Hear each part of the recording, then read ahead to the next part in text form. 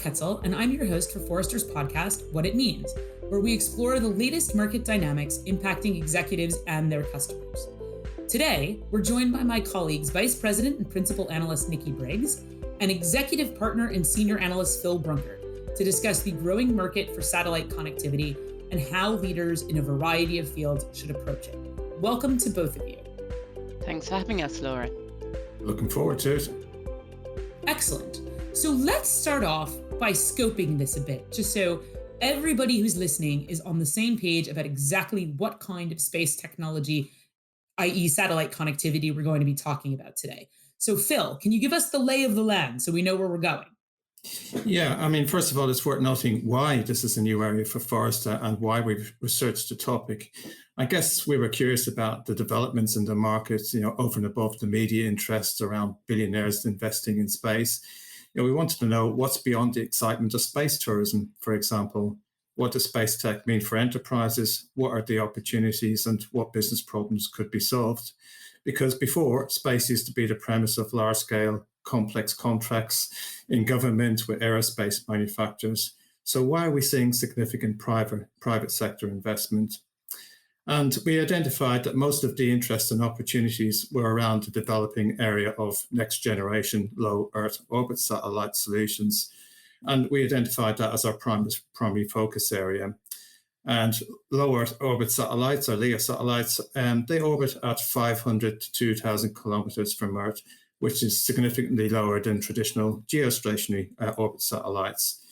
And their lower orbit means high-speed connectivity with lower latency, and that offers opportunities for innovative solutions, especially when you integrate it with other technologies like IoT, AI, and data analytics, for example.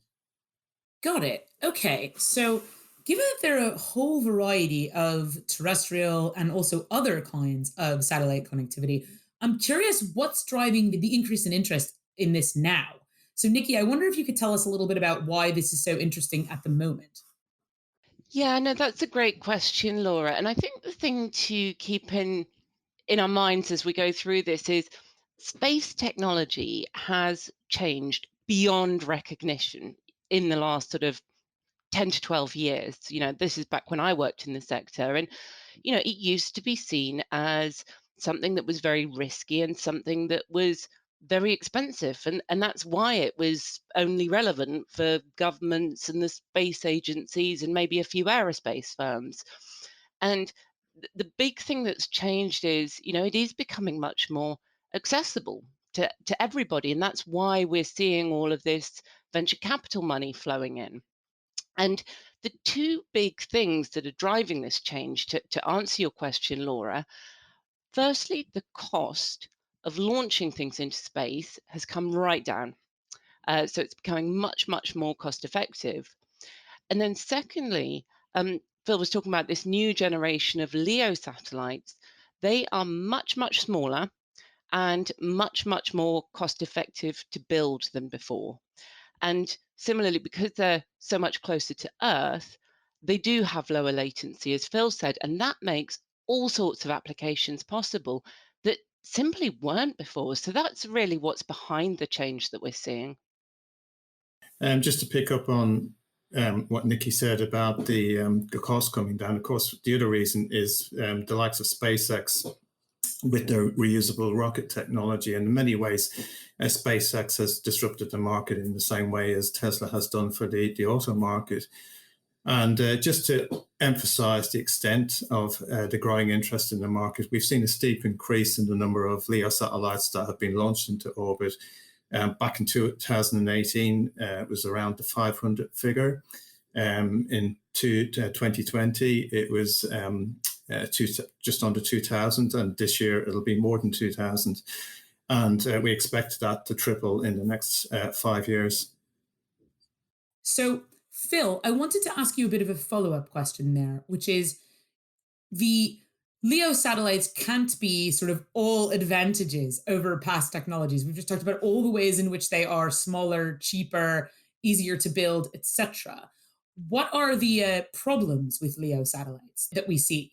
if we talk specifically about the satellites first, and then I think later we can talk about the broader market dynamics. But in terms of the satellites, well, because they're closer to Earth, they whiz and orbit around the planet much quicker than satellites further out, such as those in geostationary orbit. So you need a lot more of them. So you need quite a large constellation of satellites to get coverage. And the other thing to bear in mind is that actually much of the planet is covered by ocean. So to get coverage in across areas where you have populations, again, you need quite a large number of satellites. The other point, as you mentioned, about them being closer to Earth, is that can be a harsher environment. So they're susceptible to radiation and atmospheric drag, which degrades the satellites over time. And fundamentally, that means they have to be refreshed every 5 to 7 years. That's just a few examples, but we can talk about the wider risks later. Okay, so then let's turn to those challenges and risks since we started to talk about them just now, because those are the specific challenges that one has with the LEO satellites particularly. But there's a whole broader swath of challenges and risks that are everyone should be aware of and be very interested in figuring out how to solve. So, Nikki, I wonder if you could broaden the aperture for us there and tell us a little bit about the challenges and risks in the broader space, as it were, that we have to be aware of over the next few years. Yeah, for sure. And there are a lot of them. And what I think is really helpful, Laura, is to kind of categorize them a little bit because some of these are risks that the space industry themselves are very well aware of. They're actively thinking about them and working on them. And then there's another class of challenges that are maybe a little bit more relevant for potential business buyers and users of space. So I'll talk more about the first category. And Phil alluded to this earlier on when he was talking about, you need quite a lot of these satellites and it's sustainability. Um, and when we talk about sustainability, yes, you have to think about, sustainability involved with the launches of getting them all up there. But actually, what worries the space industry more is the risk of debris. Because when you've got loads and loads of satellites flying around, there's chances that they might bump into one another or they might get hit by other debris that's flying around. And if you leave that problem unchecked, what happens is it creates a cascading effect. The debris collides with another satellite, creates more debris, and eventually there's more and more of it. It's called it's actually got a name. It's called Kessler syndrome. And in a worst case scenario, that could actually render the whole of low Earth orbit completely inoperable and they'll have to clean the whole thing up. So that's a massive, massive area that's keeping them awake at night. Another huge, huge area is regulation. Because if you think about the pace of change, how quickly all of this has come, the regulators, they just can't keep up. And we've seen this in other industries as well. We've seen this in AI. And so what the space industry is calling for is they really want much more of a highway code to keep everybody accountable. Today they're having to manage all of it through spectrum allocations because the spectrum is finite. So they manage it by, if you have access to the spectrum, you get priority there. But longer term, much more regulation is needed. And there are other things as well. Phil alluded to the lifespan. These satellites don't last very long, only 5 to 7 years. So they need to make sure that their business models are economically viable so they can make that money back quickly. There's a long list of challenges. I could keep going, but I won't. I mean, Phil, you probably build on that yourself and maybe talk about the business ones too. Yeah, so I mean, those space industry risks and challenges impact businesses who are going to be entering space. I mean, if we think about the space debris example, insurance, like many of these satellites are not actually covered by insurance. I think the figure is something like 50%. So what happens if one of these satellites causes debris issues or more critically is damaged due to the debris? How would that impact your service? How would that disrupt your business and what level of protection might you have?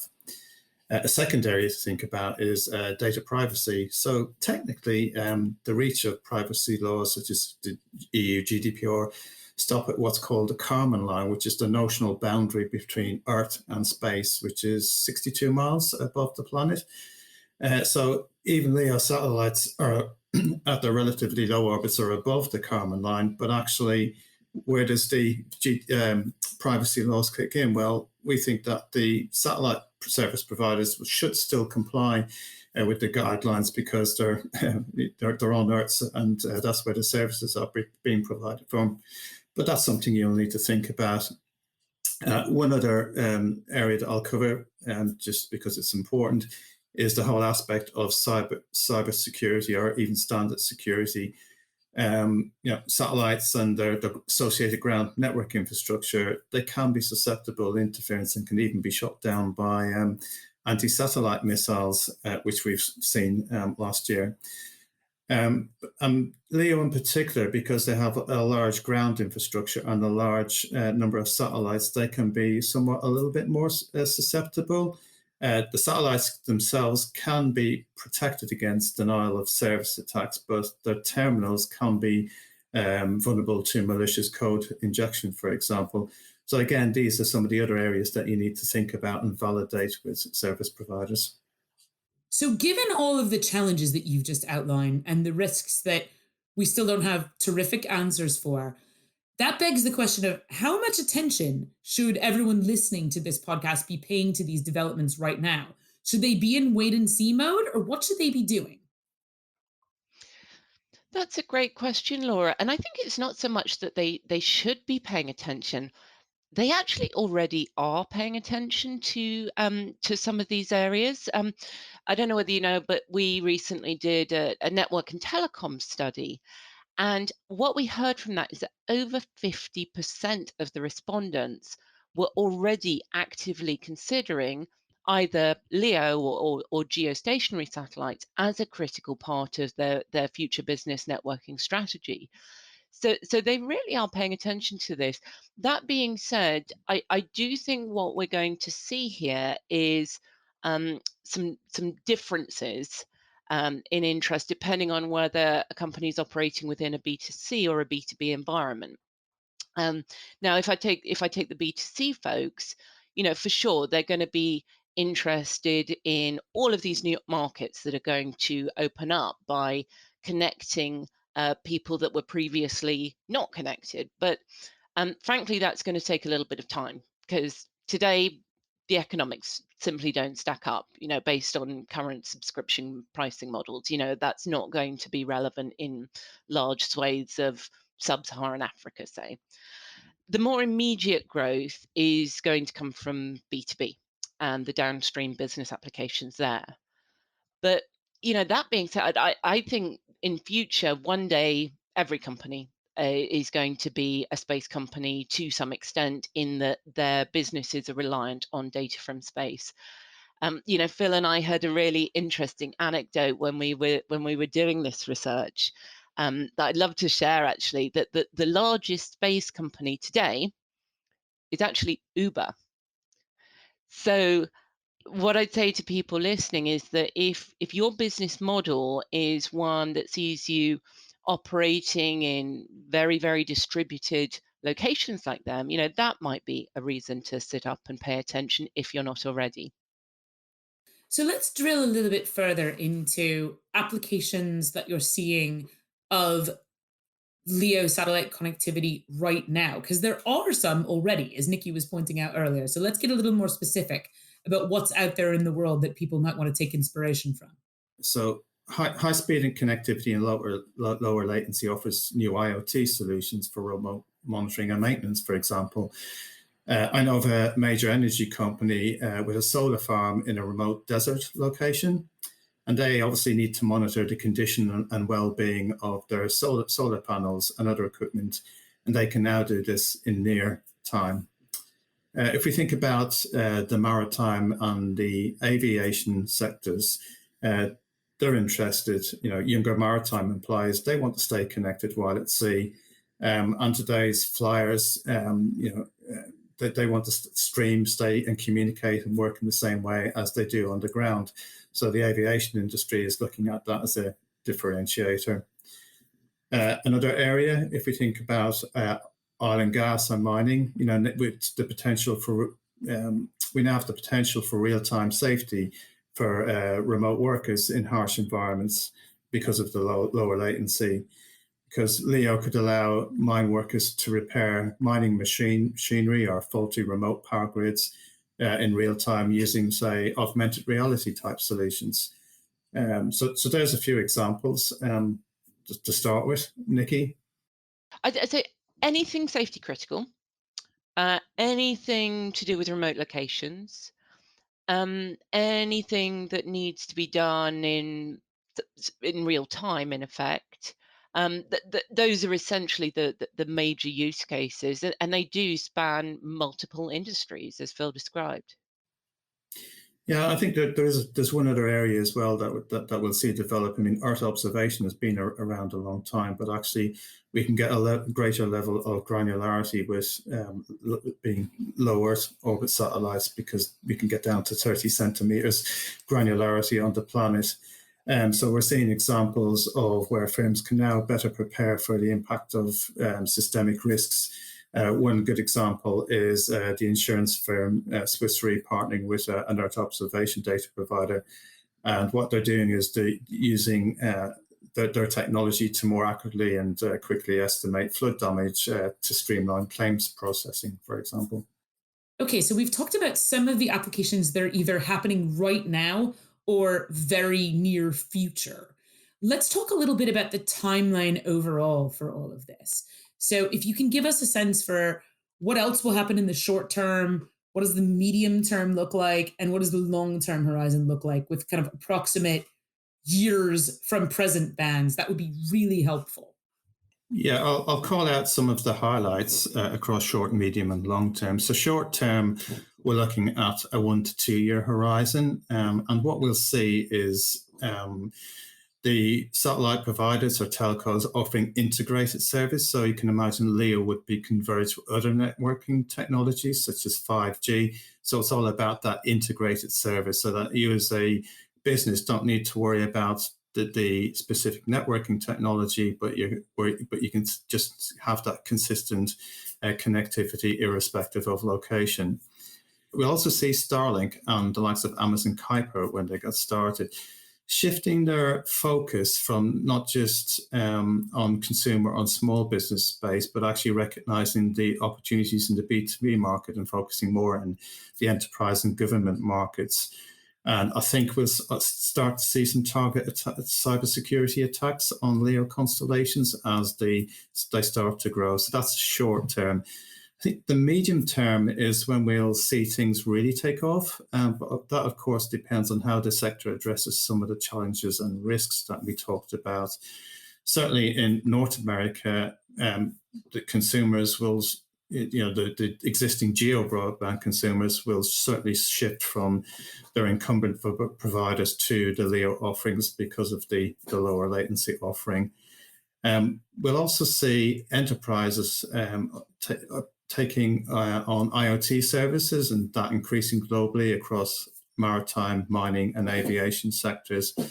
And finally, long term, which is a 5 years and beyond time horizon, whilst LEO broadband offerings will still not be profitable despite the level of investments that Starlink and Kuiper are pouring in, and they'll be operating at a loss. We think that the uptake will remain positive, notably in the North American consumer market.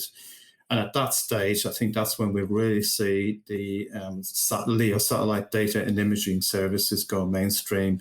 Of course, there will be some legal challenges around eavesdropping and data privacy. Nikki? Yeah, I mean, I think the way to think of this is, we're almost at an inflection point today.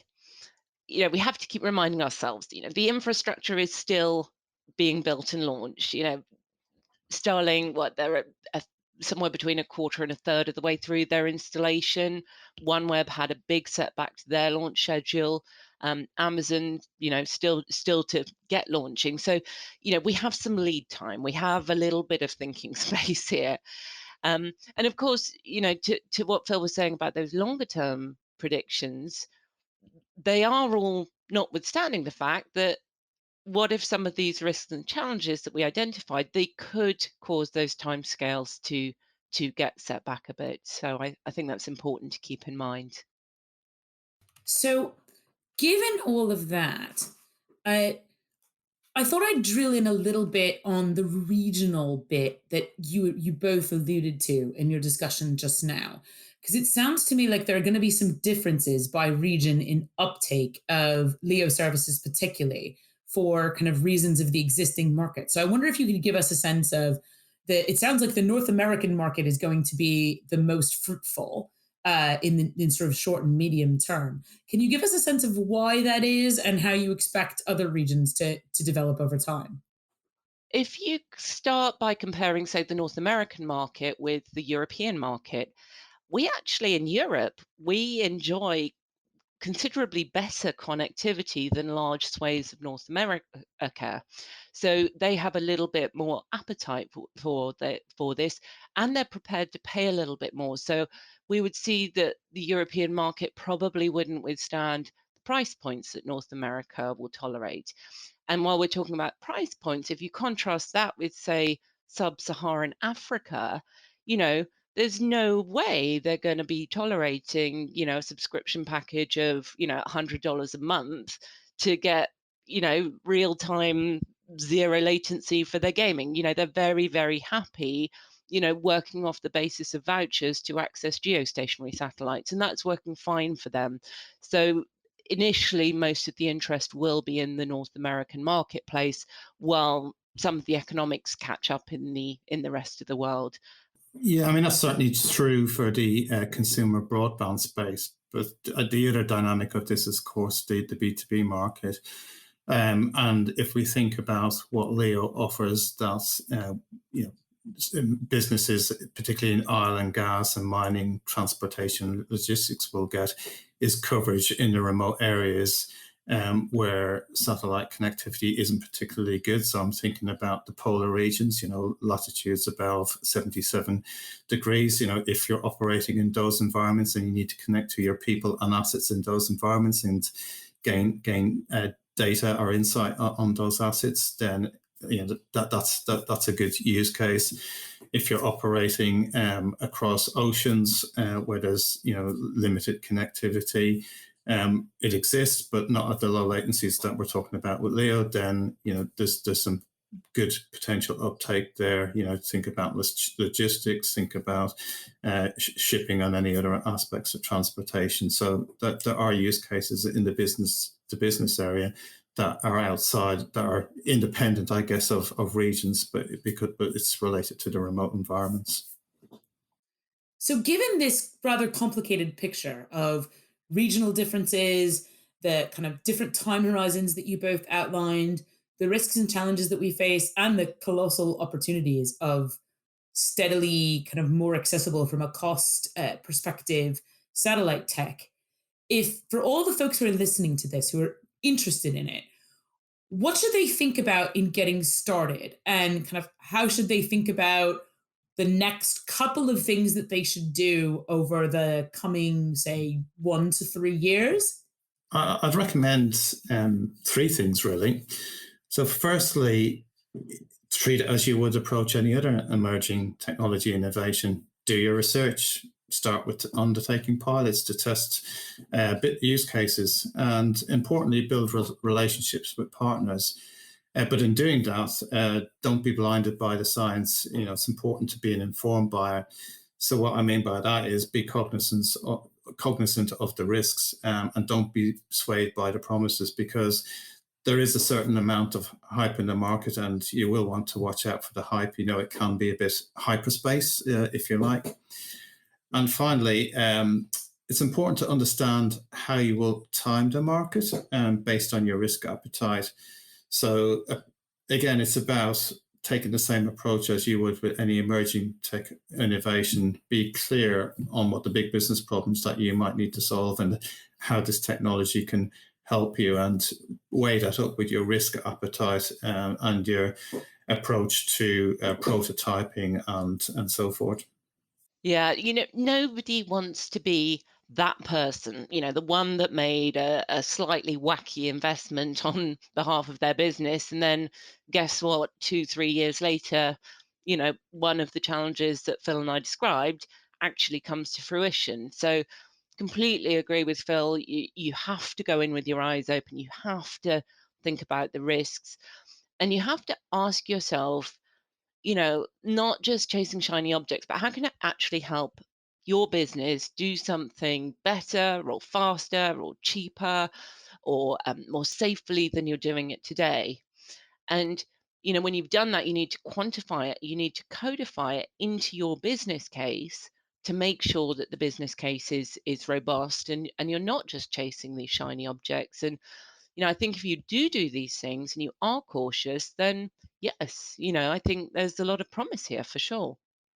Got it. And Nikki, one more question for you on the suppliers in this space, which is some of them are established companies, and some of them are kind of small space startups. So when you're thinking about buying services from these kinds of companies, are there particular things that you should pay attention to? Yeah, and this comes down to when you have a new innovation like this, and it's something that people haven't bought before.